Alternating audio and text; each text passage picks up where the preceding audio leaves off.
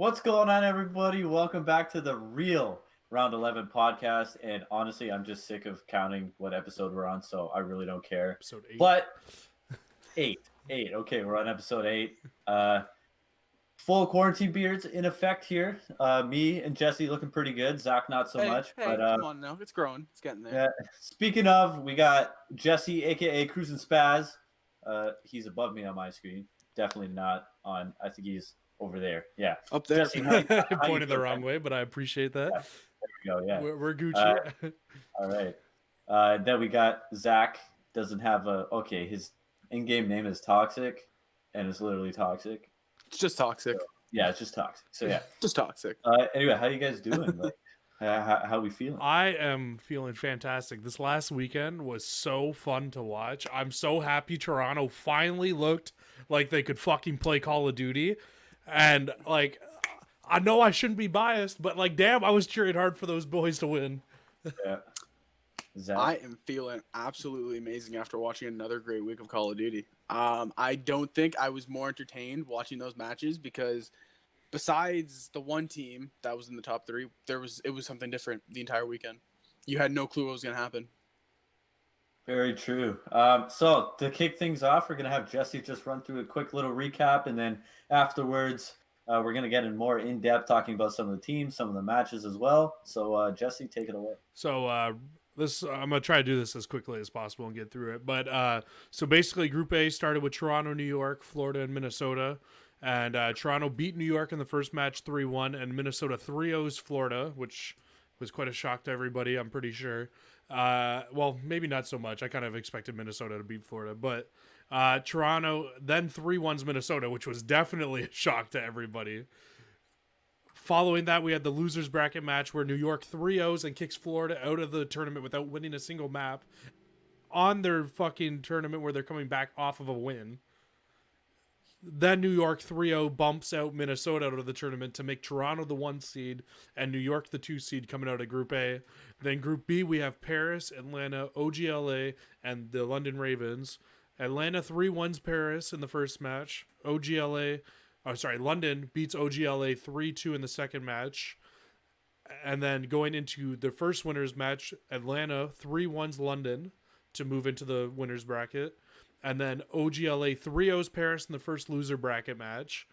And then OGLA, with the fourth 3-0 in a row of that night, 3-0's the London Royal Ravens to make it out of group play with Chino, which I was ecstatic to see. Creating up our semifinals being Toronto and OGLA and Atlanta and New York.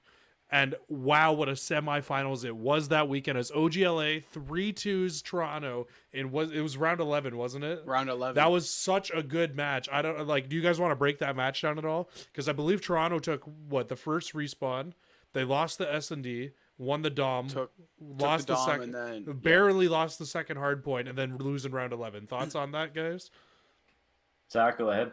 No, just watching the whole match, it was a tooth and nail battle the entire time. And as much as I wanted Toronto not to win, to get out of groups, so I didn't have to shave my head, which I don't know how I'm gonna do yet. No, I was cheering for them to win. I want. We're not talking about that. I was starting to root for Toronto to win. I wanted them to get to the finals.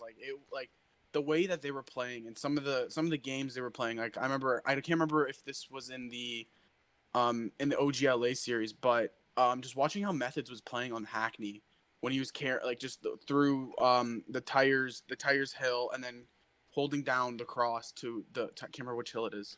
Yeah, it was the fourth hill. He was just holding down the cross from inside. He was holding tires. on the cross, and just watching him play that, I was amazed because if you look back weeks before of Toronto Ultra, this team didn't compete. They had literally they weren't so competing. good this weekend, and it was literally I think they finally found their 5, and their teamwork is looking 100%. So good in my opinion, and I feel like that's really what was putting them over these other teams was their teamwork this weekend looked so much better. That, and you had Cammy going off, you had Methods going off, and believe it or not, you had fucking Classic going off with a submachine gun of all things. He looked like a different player this weekend with the MP5 than what we've seen in the last 3 years. Even had moments as well. Metals had some good moments. I was actually impressed with Metals more than I was some of the other players.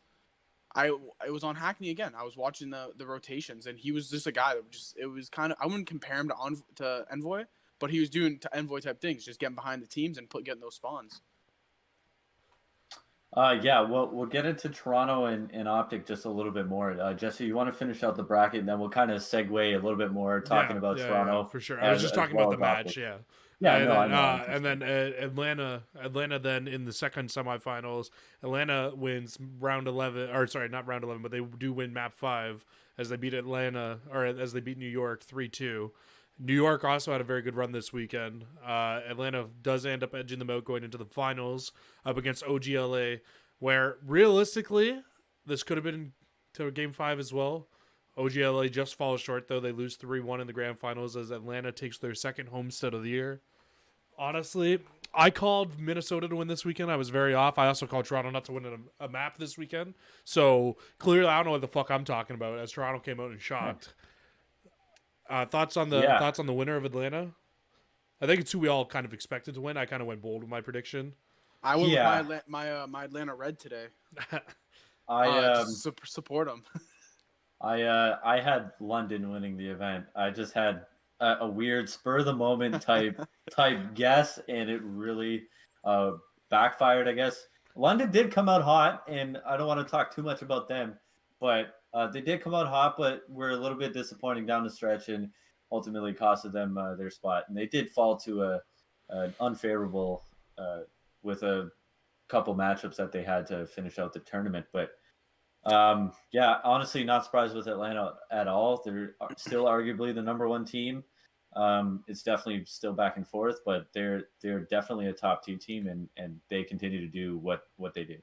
So I just want to touch on your point, though you were saying there. Sorry, Zach. And the match that he's actually talking about, I didn't put this in, but Atlanta in round 2 of the first winners side of Group B. Atlanta when they played London on the first map, in the first 90 seconds of the map, they Scraps wasn't there. There was a communication mishap that happened between Scraps and the CDL, and for some reason the CDL made them play on the map even though they were team shooting each other and telling them to stop. And apparently what happened was the guy came over the headset, the CDL ref, and said, "I don't know why you guys are doing this. We're not restarting the map." What the fuck is that?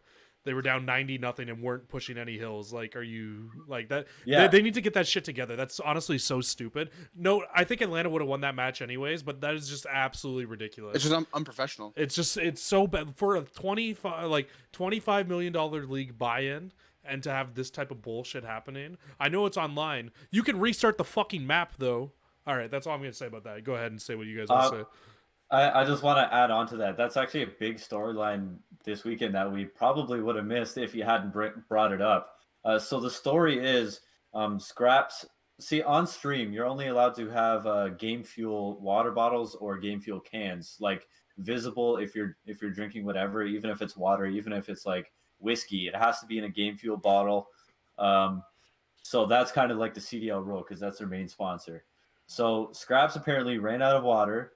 And because he had to use a game fuel bottle, he had to go back into the other room or wherever he was to go fill it up. Yeah, the match started and he wasn't in the game, and so his teammates started shooting each other because that's what you do when there's an issue, and usually it gets restarted and whatever.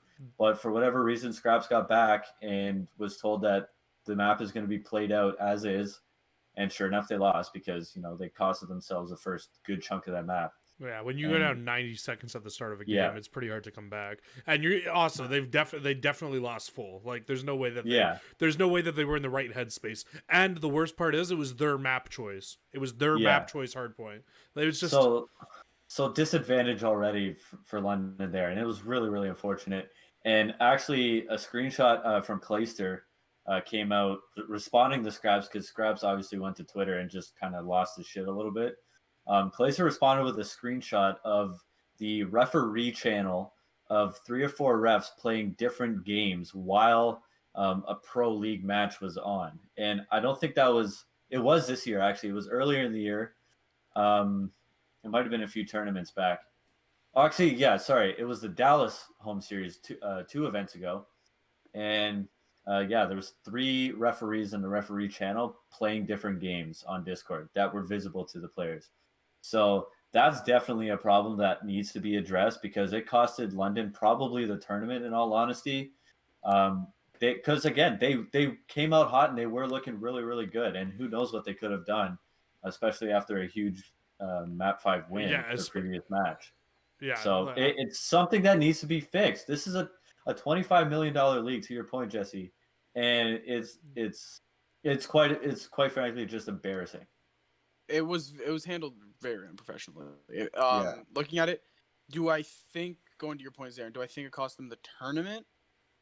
I'm not 100% sure. Do I think it cost them a chance at putting up a better fight than they did against FaZe? 100%. I I'm not. think if that doesn't happen, So, well, apparently what happened was, like, this is obviously all speculation. Apparently FaZe gave them the S&D, which I kind of can believe, but like at the same time I really don't. Like, it's No. like, so, well, I mean, like, you look at those two teams, you're thinking FaZe is winning the S&D though, in all honesty. So like, Yeah, that's the yeah. only reason why I'm like maybe, but like still it's kind of BS. But also though, you look at that match, you're honestly, who are you taking in that match, Atlanta or FaZe, right? I'm taking Atlanta every day. Atlanta or Paris, Atlanta or London. Yeah, sorry, that's what I meant to say. Sorry. Well, yeah, but again, you never know. We've seen upsets. We saw upsets even this weekend, right? It's So true. I mean, who would have said Toronto's going to 3-1 Minnesota?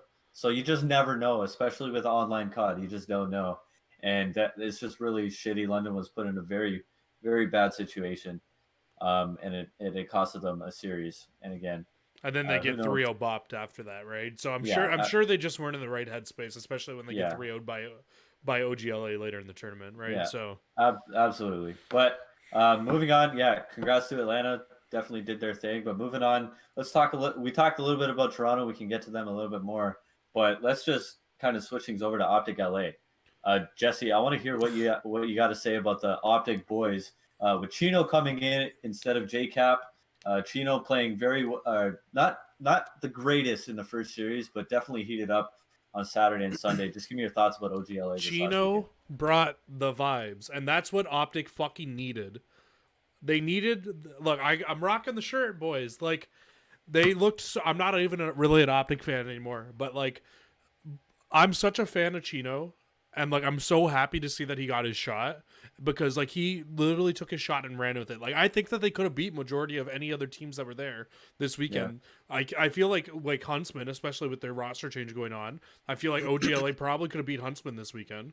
Their team, like they looked like a oiled machine after that first loss. Like, cause like if you really look at it, they go 3-0, 3-0 after their first loss, and they beat Toronto 3-2, and like Toronto looked really good this weekend, which is why that was like a tougher matchup.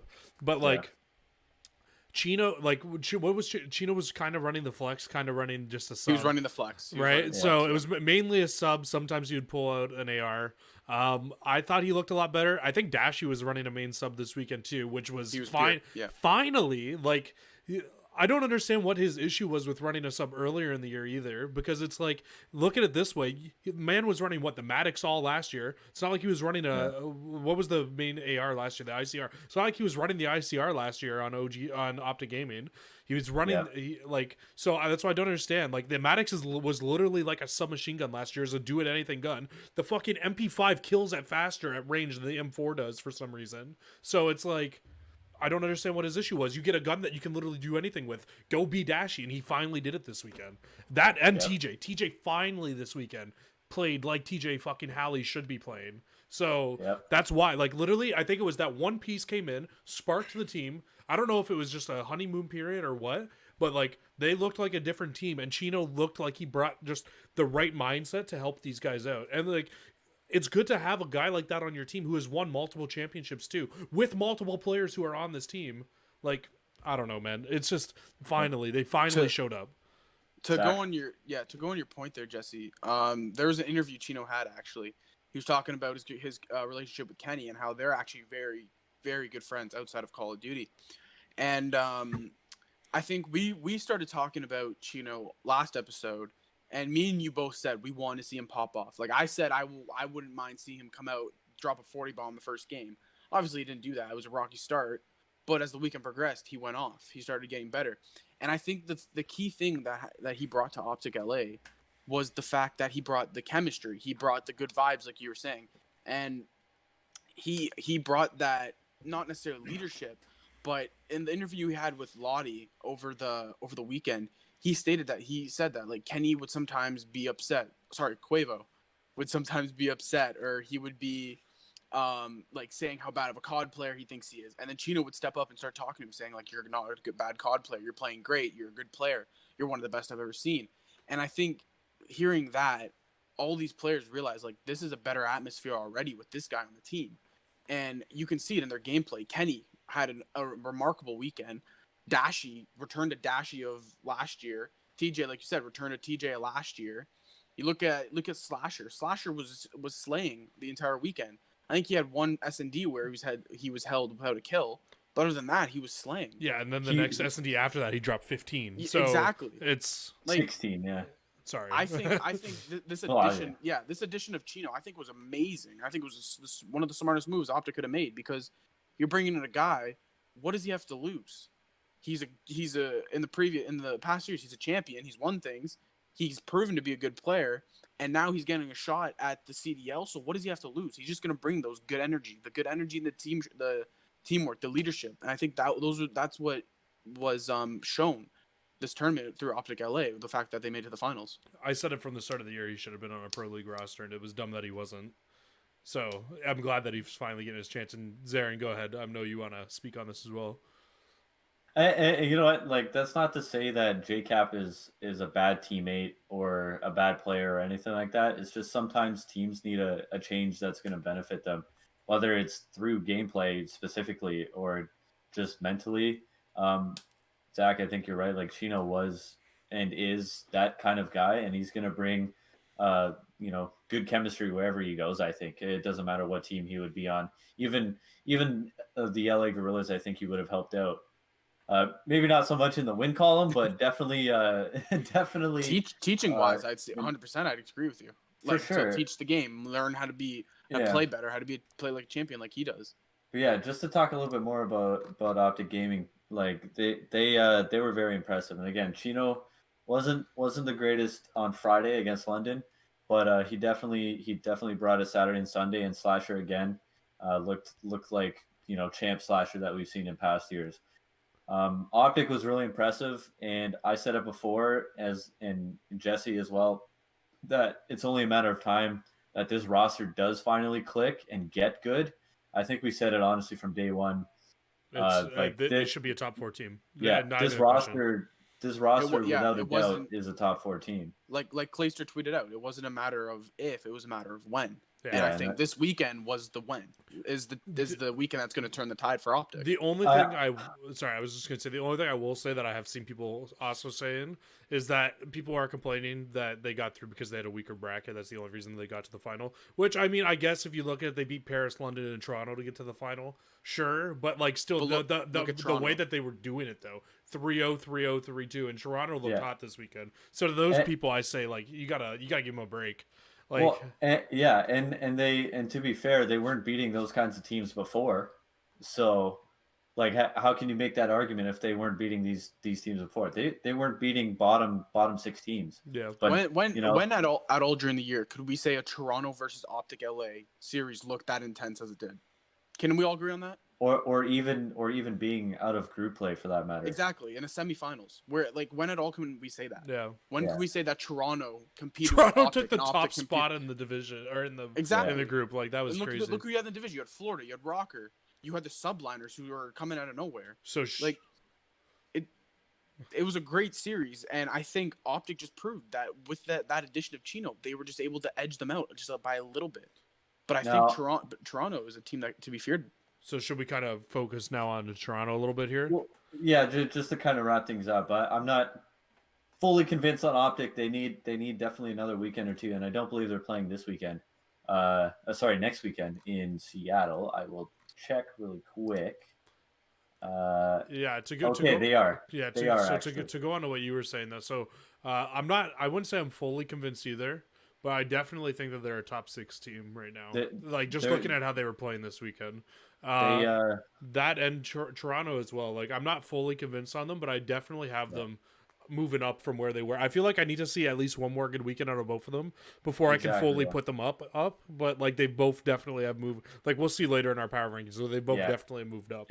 And that's my mistake. Yeah, it's Toronto's who's not playing next weekend. Oh, that So sucks. unfortunately, we can't see how they can build on their quite frankly great tournament.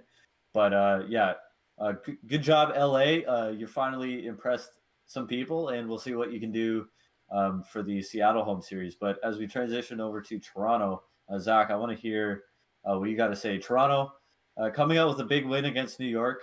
Again, similar to OpTic before, they weren't beating those bottom six teams, and I'm sorry, but at the time before last weekend, probably New York was a bottom six team. So Oh, 100%. big win for Toronto coming out of the gate. Just give me your thoughts about Toronto's weekend. So going into those first couple matches, I viewed it as I personally saw Toronto not winning. I didn't think they were coming into groups. Like Jesse thought they didn't think they were going to win a match. I thought they weren't going to win a series.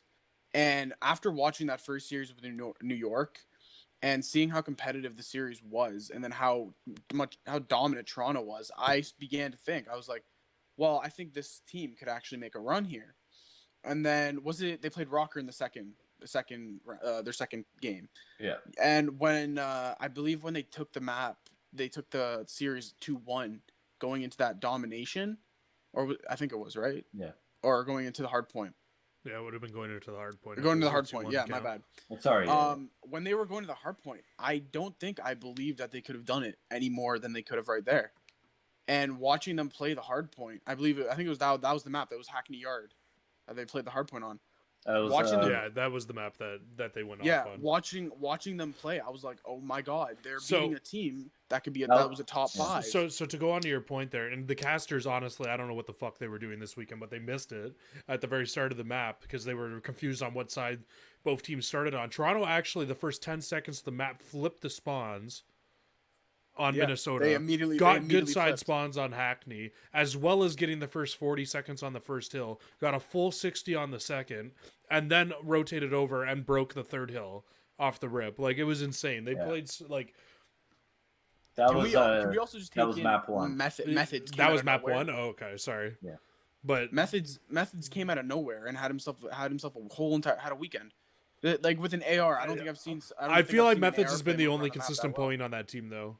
In all honesty, I feel like Methods is a world champion. Like, he should be on a better team. He gets a bad rap too. He's top 10 in KD as well, and he's like you said, Jesse. He's been the only one that's been really, really consistent. I actually want to give some credit to Classic. I believe it was I think it was the Gunrunner Domination. I'm not quite sure, but there was one map I actually tweeted out on Twitter that it was Classic's best map of the entire year. I'm really, really struggling to figure out what map that was, but good for him for coming out and looking a lot better, because a lot of people know how inconsistent he was last year, to say the least. And you know, the fact that he actually got a roster spot over some players was a bit surprising to me personally. But good for him for proving his worth this weekend. He was one guy that I was actually really impressed with. Yeah, no, I agree with you completely on that. And also, sorry, Zach, to go back on what we were saying before with the Ultra and Minnesota match. The last map ended up being 250 to 109. The last hard point, they smoked them on the last hard point. They almost 100-point clubbed them. Sorry. So to go off of that. Yeah. So I don't. So going on to Ultra in the past couple, I wouldn't say events, but their past couple matches. You look at who they were playing.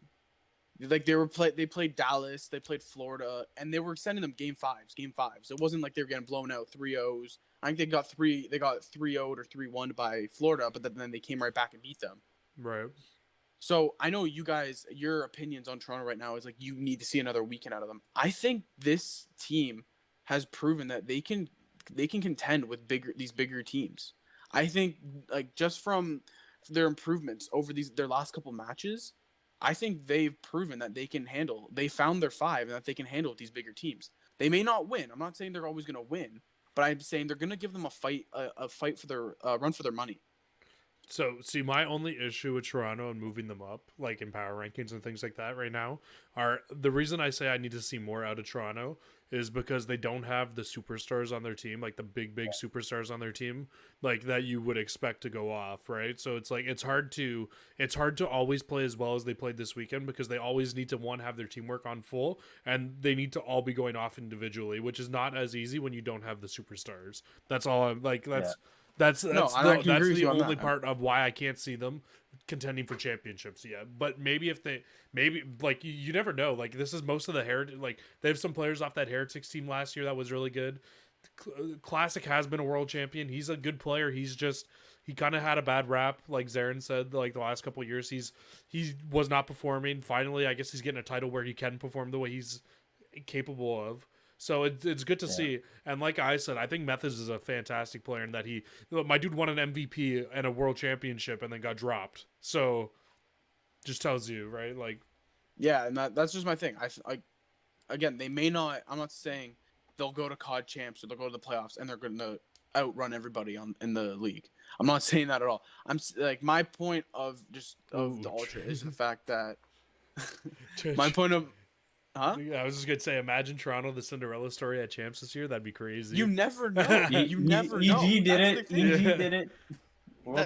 That's the thing. You never know, and like that's what you can love about Call of Duty. You have all these teams that are amazing, but you never know. There could be a team that can make a Cinderella. That's what I love about this league is like literally, it feels like anybody can beat anybody on a good day. Exactly. Maybe not for Seattle and the Gorillas. Well, they can beat each other though. They can beat each other. It's okay. No, Seattle can beat Gorillas. Oh, you're right. Yeah, but just to finish off the Toronto point really quick. I can see them maybe sneaking a couple games. Like they battled Dallas Empire. They've definitely proven to be a good middle of the pack team as opposed to before when they were just a bottom they could be a middle of the pack team, scary and like not necessarily, but a small threat, a very very small threat to the top 3 teams. Very slim, but I think they could. I think for sure they could definitely cause some problems. And by the way, Gary V. We're the Kings of the North, okay? 3-1 dub like that. Anyways, moving on. And it's not opening weekend when nothing matters. We'll see you later. Exactly, yeah. So Toronto for now proving that they're the real Kings of the North, beating Minnesota. But I think that's about it for OpTic in Toronto. We actually have a roster change. So I kind of expected it, to be honest. Especially a lot of stuff came out after the Chicago event with Pander. So Enable is back in the Seattle Surge starting lineup in favor of Pander. Enable was on the original starting roster, who was eventually dropped after, I believe, the 3rd event in favor of Pander. And Seattle still struggling, decides to put Enable back in. Head coach Nubsy confirms that on Twitter as well. So Jesse, I want to know your initial thoughts. Were you expecting this, and do you think it's going to make a difference? I was expecting it. Pander was lackluster at best. I think he had a couple of okay maps. He wasn't what they needed. Enable has proven to get better at games as the games go on later in the games. I think it was a drop that needed to happen earlier in the game, but maybe it's going to work out now. I guess they just can't get the trades that they need to get a better player because I know that's what they had to have been trying to do. There's no way that their first choice was to put Enable back in. But like this just goes back to earlier in the year when you're picking up subs and you pick up these dumb players. No offense when I say dumb players, but like these dumb choices to be your substitutes. Like you picked up Pander because Pander's best friends with Octane. As an organization, that's a dumb choice. Pander has never been good in the CDL or in the CWL. He's never made a big splash, right? You could have picked up a young, talented player to be as your bench player and possibly put in. But no, instead you have Pander, who you're going to put in. Who, I mean, yeah, you give him a shot. He hasn't worked out. So, I mean, I don't know what they even really do from here. I don't like Seattle, man. Like, I don't like what they do. I don't think they're going to get better with Enable in, to be honest. Not that much better, at least. It didn't work earlier. I don't see how it's going to work much better now unless Enable has turned into a beast of a player.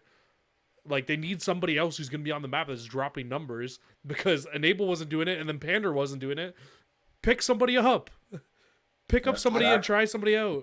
Like fuck, man. Like I don't like we talked about on the last episode. There's all these free agents that you can pick up that could probably potentially make a splash, especially on a team like Seattle. fuck. Pick up Royalty. Royalty could be a fantastic sub in this game. Like, yep.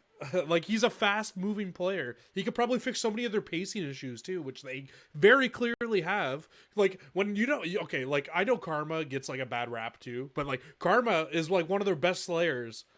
Like that's not his role anymore in the COD League. Yeah. He's a objective player. He's not a slayer. So it's like, man, and like Slacked is doing Slacked things again, where he's not performing where Slack should be. I just don't like this team, man. They need to just change things. Like keep Octane, keep Karma, keep Slacked, and just fucking like just start changing shit. I think in a sense this is a smart move to bring Enable back, because I'm not going to compare Enable to Chino, but I'm going to compare in the sense of the same mindset of you got dropped the first time. You're getting your second chance. Go out and show why you deserve to keep this chance. And I think if Enable's able to do that, then maybe they'll be able to get better. Do I think he's going to make a significant impact, especially with what we saw this weekend of other teams? Probably not. I don't really see Seattle making a huge run for anything. They have decent players, but they just don't have any. Like, they don't have that final piece, like you were saying, Jesse. I honestly thought that the Enable drop early in the year was a little bit premature. Yeah, they did struggle, but wasn't it after 2 events they dropped him? Like, yeah, it was very, very early in the year. Like, so I was a little bit iffy on the change. I know I did hype up Pander quite a bit, but he hasn't performed, as expected. It's not to say that he was horrible, but he wasn't the explosive player that I think everybody was kind of expecting him to be, and that was part of the issue. And Seattle continuing to struggle. I think I like the Enable back in the lineup. The one thing I don't understand when this team was assembled, if we were going to take it back a little bit, Karma and Apathy were kind of their own duo because they've played on multiple teams together. And Octane, Enable / Slacked were all kind of in their own kind of category. It seems like Octane and Slacked have become a... Yeah.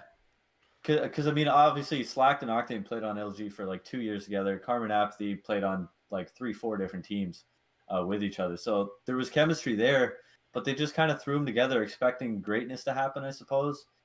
Honestly, like, I wouldn't even mind seeing like a JCap get thrown in there because he's played with everybody.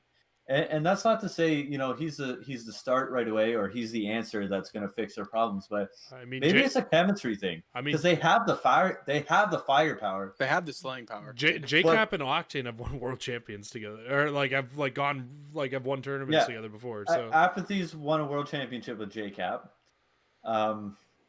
and Karma obviously has played with JCap on NV and it's a long time ago. But JCap has chemistry with everybody there, so maybe just like a small time deal, bringing JCap over could help the team because he's not playing fucking OpTic. I tell you that. I have a question for you guys. Do you think, obviously recent events, Huntsman dropped. Oh, they didn't drop, but they benched Gunless. Do you think a trade Seattle getting Gunless? Do you think that would be smart or no? I don't think it's going to happen. I don't think that Chicago's too smart to trade a world class player to them to make another team better, to be honest, when they have them under contract. So I agree with you, Jesse. Like, hypothetically, that would be a really, really good fit, I would think. Especially with a guy guys like Octane and Slack, because obviously they played with them with Gunless for a year and a half or a year, whatever it was. Who knows if they even want to play with Gunless though? True. I mean, a lot of teams, I feel like that they don't, and that's the problem with Gunless. He's known to kind of have attitude issues at some point.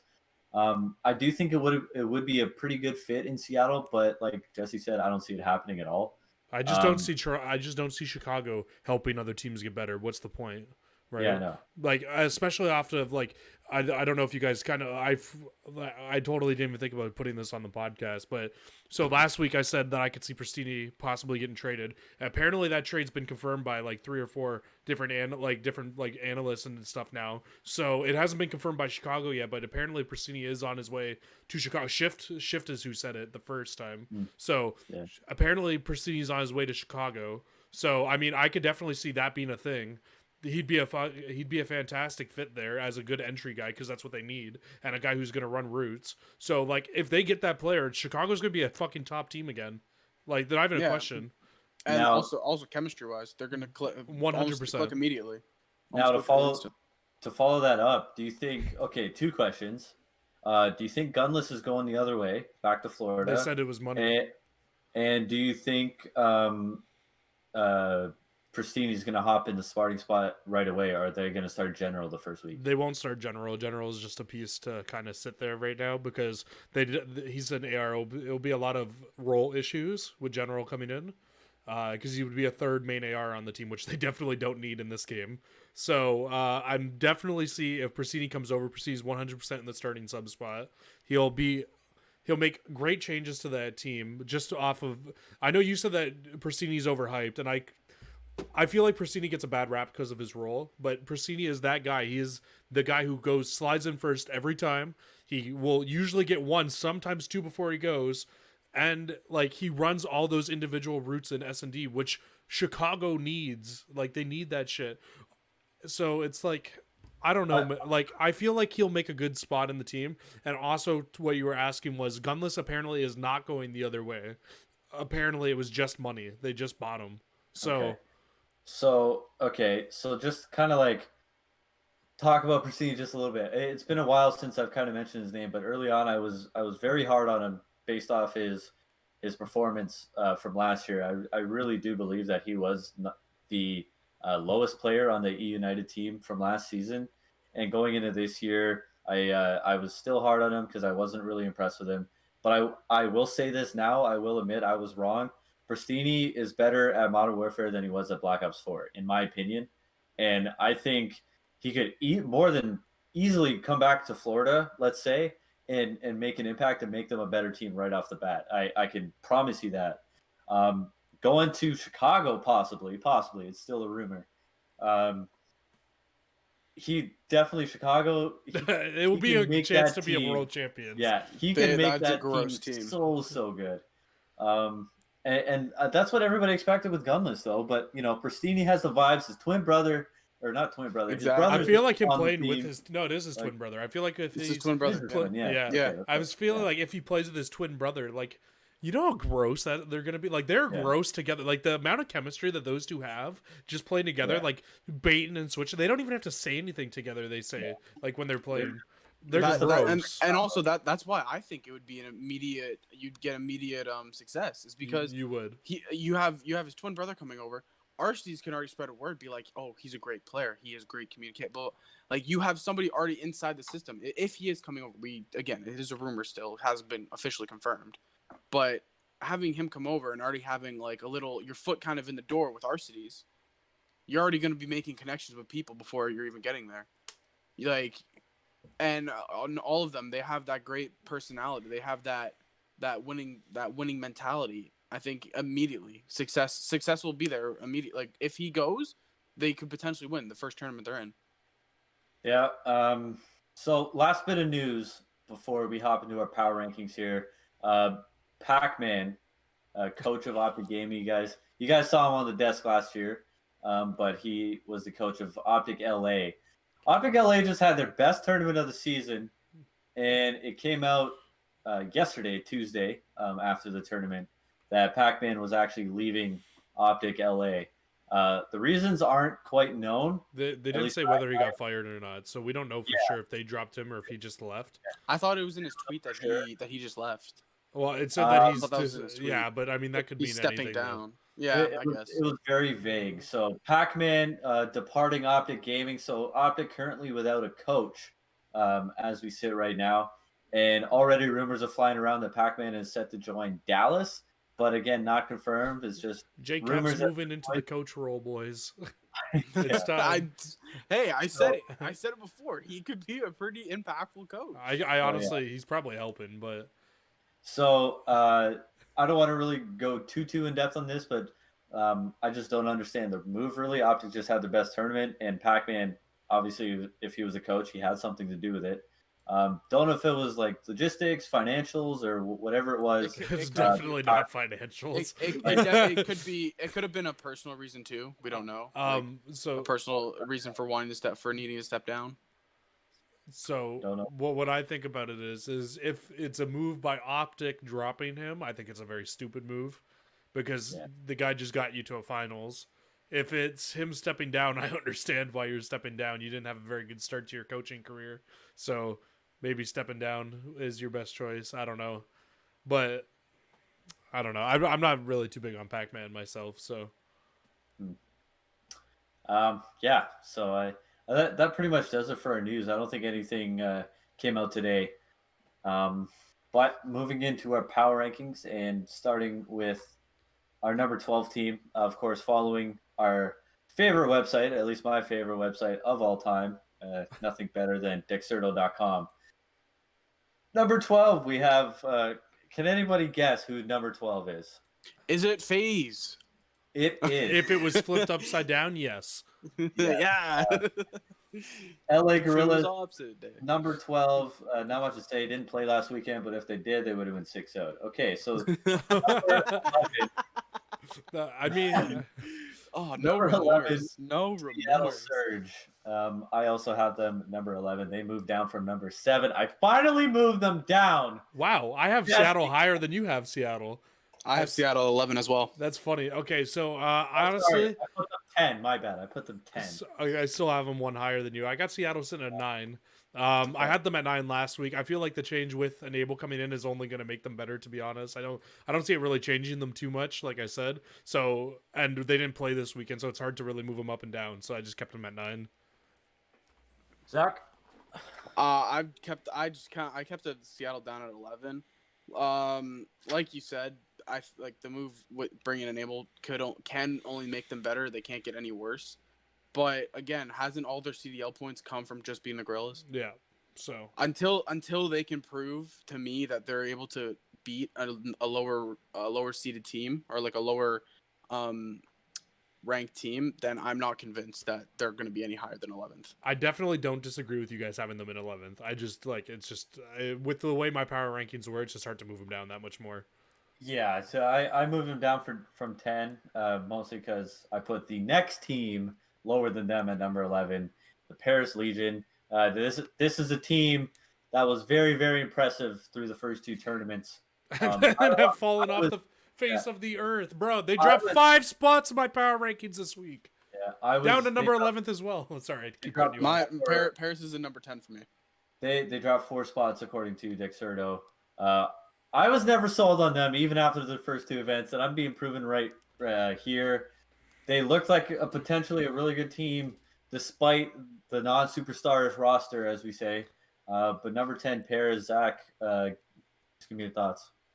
Yeah, I stuck them at 10 because, again, they just fell. It's like they were cruising on cruise control, and they hit a bump in the highway, and their car is just falling off.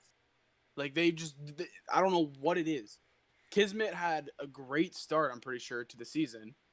He was on fire, and now it's like the flame is burned out, and the entire team is just burnt. I don't know what it is. It's just they've died. It's not, they haven't hit gorilla type level yet, but like they're slowly hitting there. I mean, they got to start if they don't start winning some matches, they're definitely heading there. To piggyback off your point of you don't know what's really going on with them. Apparently, they've made role changes, and now your best player Kismet probably has been their best player, but most consistent in terms of numbers has by far been Denz running the AR, and apparently Denz is no longer running the main AR, which makes literally 0 sense to me because he's always ran a main AR. Oh my god, bro, they're all sorts of messed up. I'm taking back what I said earlier in the year. I said that they were a top 4 team early in the year, which they were then. And bro, what are you guys doing, man? I think this was kind of expected though, because I think I even said earlier in the year that they're a top 4 team now, but I expect them to be a bottom 6 team towards the end of the year once teams catch up. And guess what? They've caught up, and now they've surpassed you. Time to catch up, boys. Time to smarten up. Number 11. Yep. So I also have Paris number 11, and they actually took a domination off Atlanta FaZe, first map of the entire event, and didn't win a map since then. They got smoked. Um, they're definitely Not very on good. they're definitely on a downward spiral, and they're not looking to improve anytime soon. Kismet had another great event, I thought. He's At the least, only good player on their team. yeah, and you know the team continues to struggle, and it's not going to get any easier next weekend. So for the Seattle home series, Group B consists of Paris, Chicago, Minnesota, and a steaming hot OpTic LA. So Paris is going to start off playing the Chicago Huntsmen, and whether they win or lose, they're either going to play OpTic That's a LA 3-0 for the Huntsmen. Or or Minnesota. Minnesota. Yeah, And that's a 3-0 for whoever. they're getting 2-0 next weekend as well. I would be surprised if they even got a map at this point. They're just very, very disappointing so Hey, far. like you said, they took one map from Atlanta, so they might do it again, take their first map, and then lose the rest. Never know. But number 9, I actually have the number 9 as well. OpTic Gaming LA, very good weekend. Obviously, we talked about them. Zach, give me your thoughts. I know we covered a lot of OpTic LA, but just give me your final thoughts, I guess, on number 9. Where are they on your list? On my list, I actually bumped them up to 5. I know it's a drastic bump, but I really like this move with Chino, and I think it's a great impact that he's bringing to the squad. And from what they've done and from what Chino's done, I don't think they're finished yet. I think they're gonna remain very competitive, and they're gonna put up fights against teams.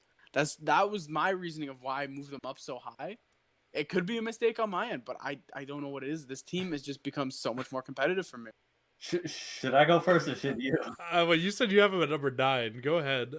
Yeah, I have him at number 9. I'm trying to be nice these last few weeks, but to put him as a top 5 team, this after one impressive event, after being absolutely brutal the entire season, to put him in the top 5 is not only absurd, but it's obnoxious. I know I'm shaking a little bit, like my camera. Sorry about that, but like they were impressive. I'm not gonna lie, and they definitely have the potential to maybe be a top 5 team, and we said that. But after one event, to put them top 5, I think is a little bit of a stretch, and so I bumped them up 2 spots from 11 to 9. We'll see what they can do next weekend. Told you, I was feeling crazy with these. I was feeling crazy. I have OpTic at number 6. They've bumped up a lot for me as well. I do agree with your point. Now, this is my point to counter you on why I move them up to number 6. One, it was, again, we've all said it was a matter of time until this roster clicked, and they have clicked. This is going to be their roster probably going forward for now. I think that this roster, just look at them and look at the other bottom 6 teams, right?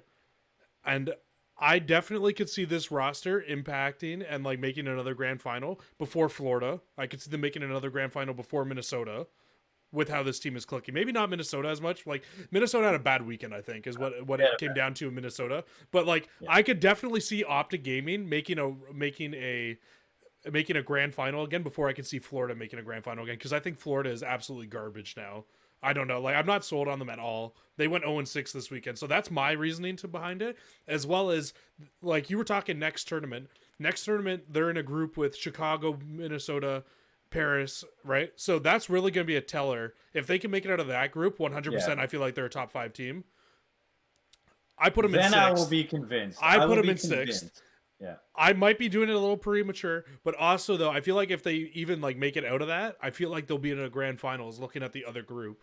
Like, if they win 2 matches, no matter what, next weekend, I will put them as a top 5 team. I don't care. Yeah, they're like, so it might be a little premature. I got them at number 6 though, and that's just because I moved so many other people down though. I moved a bunch of people down as well. Yeah. That's okay. I respect your opinions. Yeah, it's hard to argue OpTic because of just how they are right now.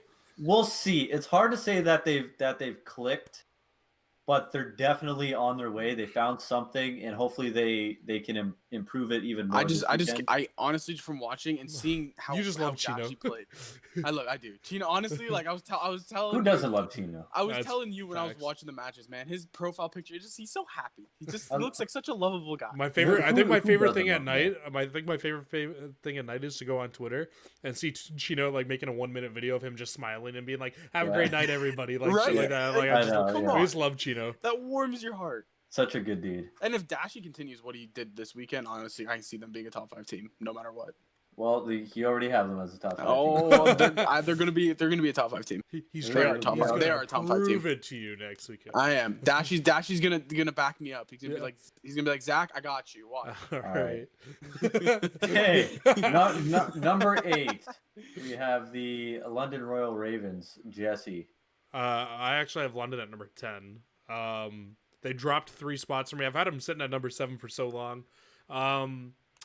Honestly, I do understand what happened this weekend with them and the whole internet issue, or like, and them like not being able to get back on, and like we've already addressed that. My whole thing is you got to rebound from that, and you got to play. Like, you can't just completely lose full, and they haven't been very good besides that this year. Like, have they made it out of a bracket this year yet? Maybe once.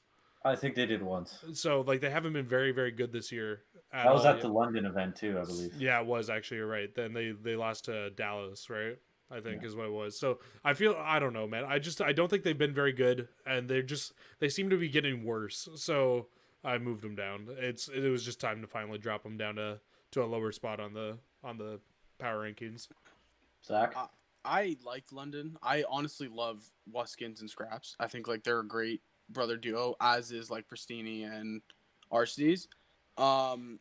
It's just, yeah, I have them at number 9. It's just have not competed. And to piggyback off your point, Jesse, you need a rebound. Yeah, you lost that series and it didn't start the way you wanted it, but you can't have that same attitude going into a new series. You need to be like, boys, we lost that series, got to jump back on it now.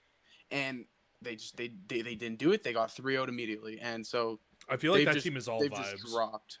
If their vibes are good, they're gonna play well. You watched it. You in the first series, they won. You saw in the webcam, you saw Wuskins dancing, vibing. I don't know if he was listening to music or if he was just feeling it from playing, but he was vibing the entire time. And then as the rest of the weekend went on, it was just dead. They all looked like they were already lost. The second I saw after the disconnect, they already looked defeated, like they didn't want to play anymore.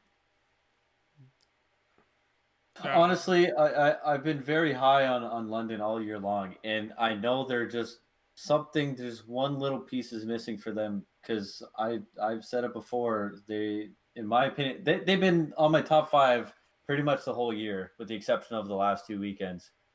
London has potential. I have them at I dropped them 2 spots to number 7.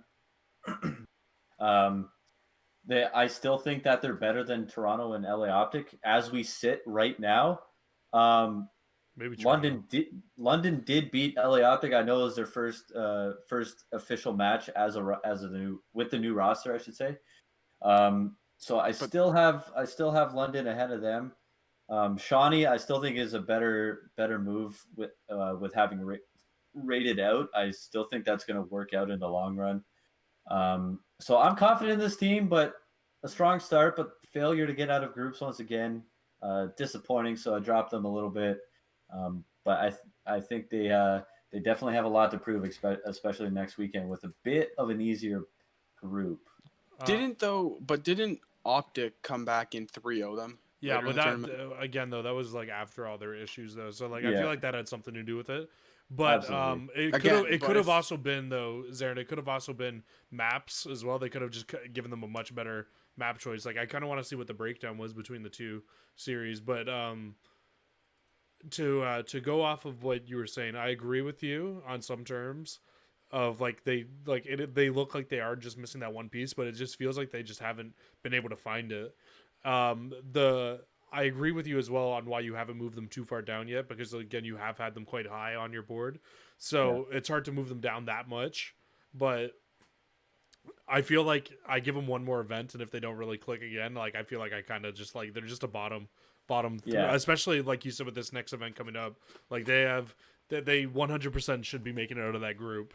They So, have the LA Gorillas, Seattle Surge, and New York Subliners. They have the two bottom teams in the entire league right now, and a very questionable Subliners team, a team that looked pretty good this past weekend and even the event before, but still trying to put it all together. I think is New York. So if London doesn't make it out of this group, there's an issue, and that's when you'll see them start to drop and possibly even make another roster change. I could definitely see that happening.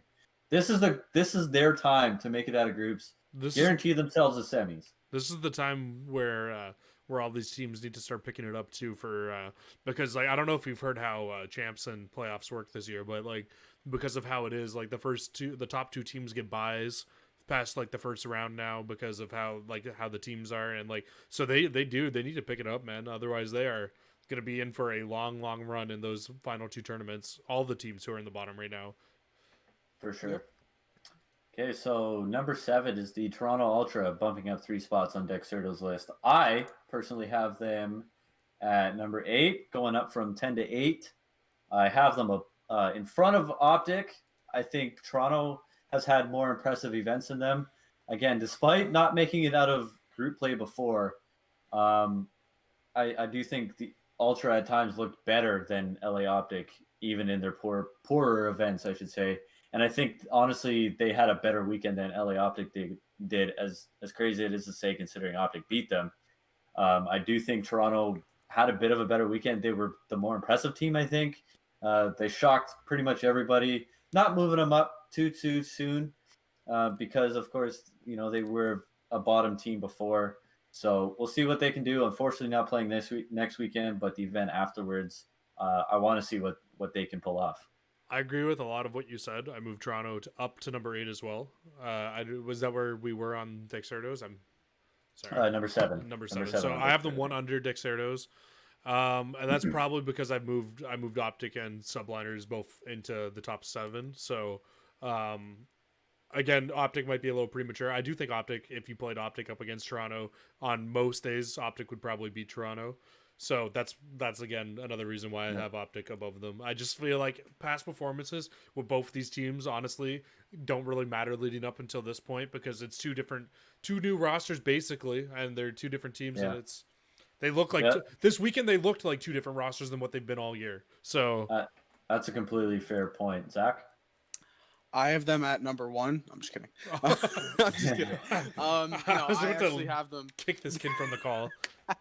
No. I actually have them at number 7 as on the Dexterito list. Same with them. Honestly, yes, they may have not proved in tournament wise or passing group play that they're going to be a top contender team. But it's you got to look deeper into the series they've played. They've played the Florida Mutineers twice. They took a series and lost a series. They played the Dallas Empire. They took them to a game 5. Then they came into this turn. You look in this tournament, they opened everybody's eyes. And I don't want to say this is just going to be a one-hit wonder because I think you have not necessarily a star forming, but you have a good player forming in Cammy. You have a solid player, an underrated player in Methods, and I think you have maybe a small resurgence in a player like Classic. Those are just my views, and I honestly I agree with you, Jesse. I think OpTic beats them 9 times out of 10, and that's why I have OpTic so much higher. But I'm keeping Toronto at number 7 for now. Yeah, Toronto. Yeah, we talked about them a lot on this podcast. Yeah, there's really not much else to say. So Toronto number 7, according to Dexerto. This is where it starts to get interesting. Actually, I kind of took a little bit of a sneak preview. Yeah, I saw. Where I know the next couple ones as well. At 4 and 5, I was pretty mind blown. But number 6, New York Subliners. I'll just kind of kick things off here. I have them number 5. I don't believe they're a top 5 team. See, the way I see the field right now are top 4: Minnesota, Chicago, Atlanta, Dallas, 5 through 9, and then 10, 11, 12. That's how the field, I think, is kind of segregated. Shouldn't say segregated. Separated. as far as like skill and basically talent of each team. I think New York, I guess, out of 5 through 9 is the best out of any of these teams right now. Especially the last two events, they've been very impressive. They've been consistent too, which is Yeah, they've been very consistent. Mac is stepping up, playing really really well. The problem that I still see with them right now is winning the big game. Um, they did have a difficult um, bracket, but they still need to win that big game to be considered a top 5 team. I know I have them at number 5, but I still don't think they're quite on the same level as Minnesota, as far as being, you know, a top tier team. Zach? You're gonna want to hit me, but I actually have them at number 4. I personally love this Subliners team. I didn't think I'd be a fan, but the addition of Mac 2 tournaments ago, I think has changed how this team is looked at and has changed their gameplay. And I also look back. The reason I put them so high is I look back at last weekend. Yeah, they weren't as impressive as they were in their first weekend with the new roster. But then I looked even deeper into the phase series they played. And my prediction was that it was going to be phase Subliners in the finals. And so I was kind of happy I got to see it in the semis. But Subliners put up a fight against the team that's sitting in first place right now in the CDL for points. They put up a fight against a phase team that has basically been dominant over the entire year. And to me, that just speaks, like, those actions speak louder than words. And that's the reason I placed them so high up, is because they were able to put up a big fight against a top team like FaZe. And even in the game 5, it was a strong game. Jesse, I can't take it. Jesse, anything you'd like to say in response? Yeah, so I actually agree with a lot of what he said. I have them at number 4 as well. So the reason I have them at number 4 is to go off what he said is like I can't really blame them for past performances when they're playing as well as they are right now. And like the way that they have played these last 2 weekends kind of do look like a top 4 team. Also, the reason I move them up above Minnesota and Florida is because they were in the same group with them this weekend and their dumbasses couldn't get out of the group. New York could. So, I mean, if they're all playing against each other, New York's making it out of the group and they're not, clearly there's something wrong there.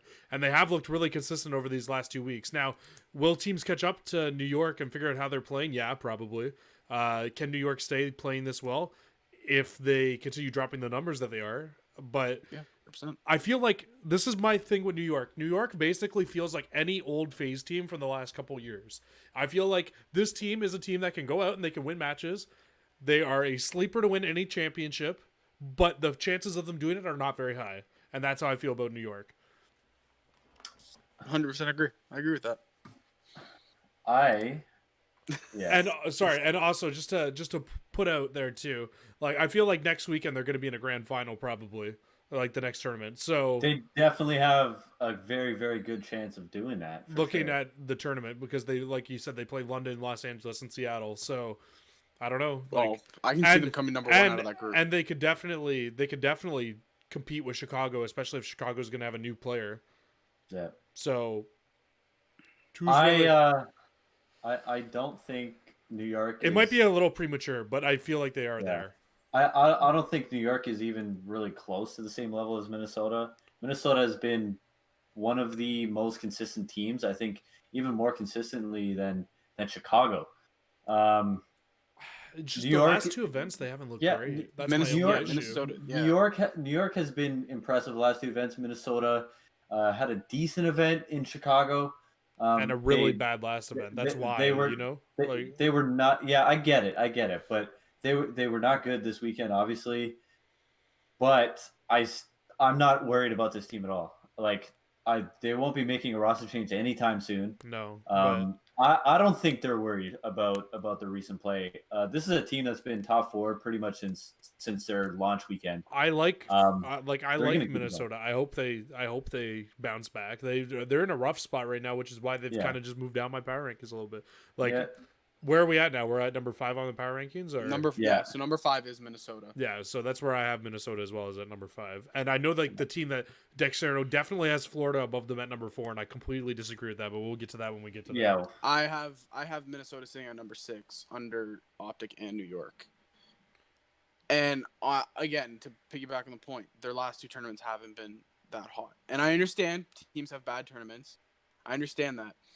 OpTic over Minnesota. I have OpTic under Minnesota. That's the difference I have. I have OpTic at 6, Minnesota 5, New York 4. And that's just because New York beat Minnesota out of that tournament. That's why. So I have New York so high just because of just because 1, they beat Minnesota, 2, they put up the fight against FaZe, and then also they've just been improving every week. LA OpTic has no business being over Minnesota. Neither does New York, in my opinion. New York 3-0 slapped Minnesota this weekend. That's my resurgence to your. More importantly, LA OpTic has no fucking business being ahead of Minnesota. Minnesota, like I said, has been probably the 3rd most consistent team in the entire league all season.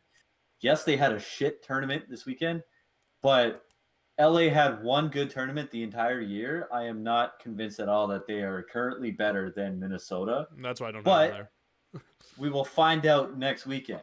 Well, if LA OpTic outperforms Minnesota, I will put OpTic ahead of Minnesota in my power rankings, and I swear to God.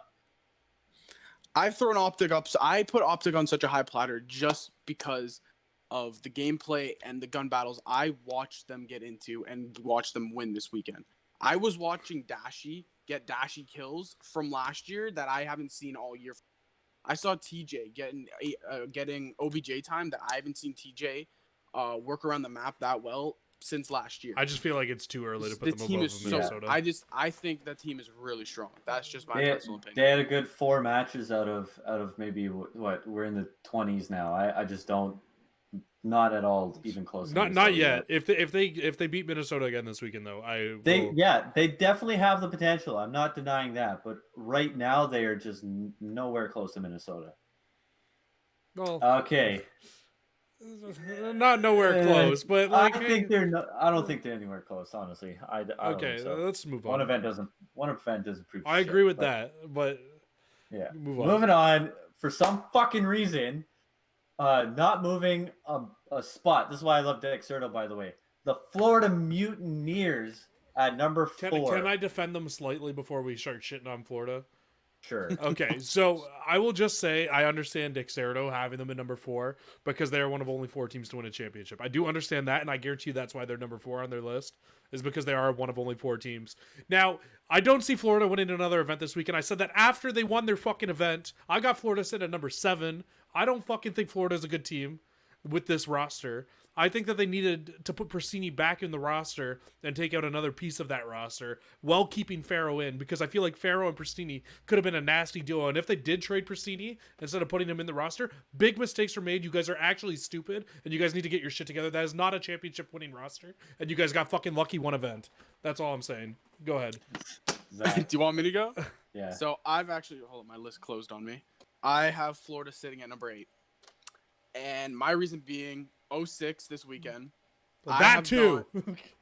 I'm sorry. I have not, since the drop of Pristini, I have not liked this Florida roster at all. I understand they're still not a bad team, but just personally, I don't think they're up there with the teams that are above them. I think every team above them right now can beat them easily, or not easily, but easily. It isn't as much 3-0, of a fight. 3-0 this weekend. Easily. Honestly. They're getting... I just don't see them as a strong contender anymore. At the beginning of the year with Pristini, 100% I see them as a strong contender. Now, not at all. I don't know. Like I said, when they won their event, they had a good Sunday, and that's it. I have Florida at number 6. I called bullshit when they won their event. Did I not say they were not winning another event? Yeah, I totally agree with you. I have them at number 6, and the only reason why I have them at number 6 because everyone else is worse at the moment, and I believe that. And I do think 2 or 3, maybe even 4 teams can jump over ahead of them. You know, it's crazy. Is you say everybody's worse than them at the moment. I feel like everybody's worse than them at the moment and getting better, and I feel like Florida's hit their roof. Yeah. Yep, okay. 100%. Florida. Yeah, like I said, I called bullshit on their tournament win. They were shit in Chicago. They were shit this weekend. and they just Well, continue to be. they won just... Chicago. Wait, no, I thought they won Dallas. Yeah, they won Dallas. Did they? Oh, sorry. Yeah, Did they not? I don't. Then they didn't play in Chicago. Then no, Atlanta won Chicago, I believe. I don't think they played in Chicago. No, they didn't. Okay. Atlanta's Sorry, won too. my bad. They won theirs and they But won this. Dallas won Chicago. Yeah, and so Florida, Farrell had a fantastic first tournament with the team. That's when they won.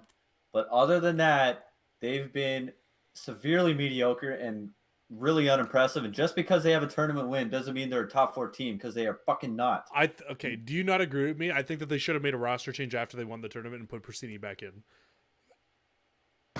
Like, do you not agree with that? Like Pristini could fill. Could you imagine the duo with Pristini and Farrell? Like, that would be a nasty submachine gun duo. And with how how good the MP5 is this year, like, just like the slaying power alone could win you maps of those two. Like, I don't know, man. I just don't like it. Like, Pristini being an entry guy for Farrell. Imagine how nasty Farrell's numbers get from there. Yeah, like it's hard to change a team after winning an event. So I understand why they didn't, but I could see how that would have made sense at the time. Okay, but so now think about this too, though. So now they get rid of Pristini, like, theoretically, because that does seem to be what's happening. So you get rid of Pristini. How does that make any sense? What, because you think you won a tournament, which you very clearly got lucky and had a good Sunday. You're not a top 4 team. You weren't before. Like, you were a top 6. You weren't a top 4. I don't know. I would even put, like, I had to flip flop between them and London with 6 and 7, and honestly, I think right now even London's a better team. But anyways, okay, I think that's enough Florida hate talk. As much fun as the roast of Florida mutineers. As much fun as I have talking shit about Florida, moving on. I think our top 3 is pretty much probably the same. Might be a 1-2 flip flop, but number 3 Chicago. I think we all have that as well. Obviously, didn't play this past weekend. We'll see what happens with the roster change. Don't know what's gonna happen. Can I just say one thing about Chicago? Yeah, so my only thought with Chicago is like, it's hard for anybody who thinks that we should move them down, because we have moved other teams down for making roster changes. The only thing I will say about them is I feel like just even having their solid 4, putting General in, even if they do play with General, I feel like they still have potential to win a tournament just because of their top 4 players that are on their team. That's just off just names alone. They have the potential to win any tournament. So totally. Yep. So number 2 is Atlanta FaZe. Number 1 is Dallas, according to Dexerto. I am on board with that. I have the exact same way as well. Mine are flip flop. That's about it. So I understand why you have them flip flop, because Atlanta won. The only reason I don't have them like that is because Empire won the tournament where all 3 top teams were there, which is why I have Empire at number 1, and Empire weren't there this last weekend. And if they were, they probably would have won this last weekend. For me, it was really difficult to flip. I kind of at that point just kind of took it into standings, if I'm being honest. Like, I personally, if I could, I would have them tied at 1, because I feel both teams are very competitive with one another. Yeah. And like, all it takes is for one player to have a good series, and that their team wins. Yeah. That's how I see the series between Dallas and Atlanta. Dallas and Atlanta. I honestly feel like they're very close for sure, but I feel like it's not even a question that Dallas is the number 1 team in the game right now. Yeah, and FaZe is right there. They are right there. If they go out, beat Dallas, win another event. I mean, Dallas doesn't play this coming weekend, but they do the following weekend. Wait, Dallas doesn't play again this weekend? That's crazy. They were off for a month. I believe they're off again. What is this schedule, man? Yeah, they're off.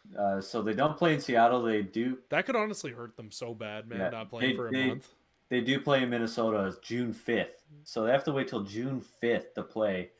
But Atlanta is also off in Seattle.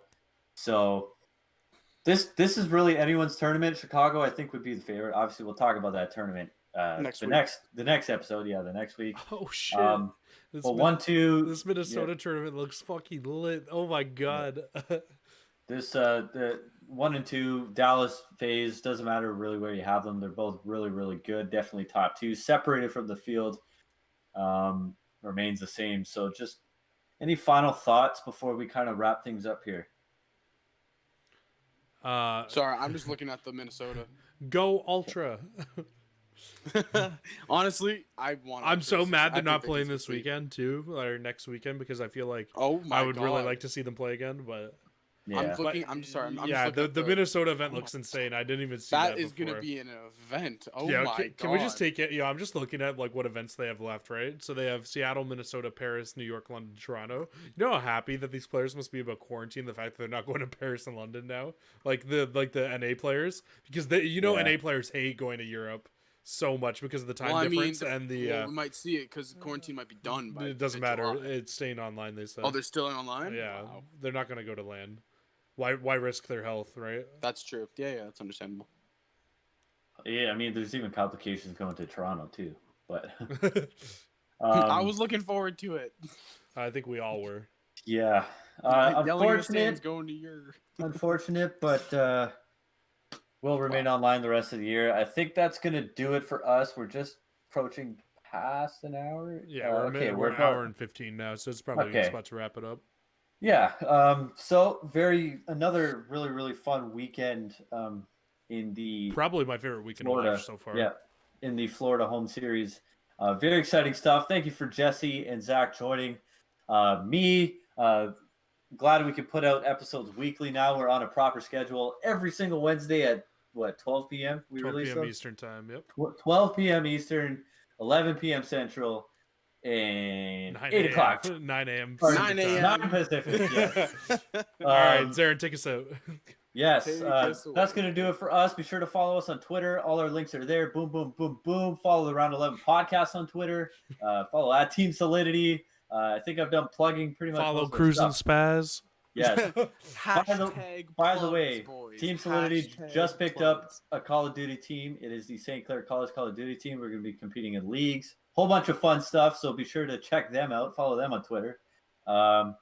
And at Solidity COD, by the way. And if y'all have stuck this far into the podcast, you're a real one, and we love you. Yes. God Thank bless for you. the We ever-ending are support. we are the Real Round 11 podcast. Thank you all for watching, and we will see you fudging later.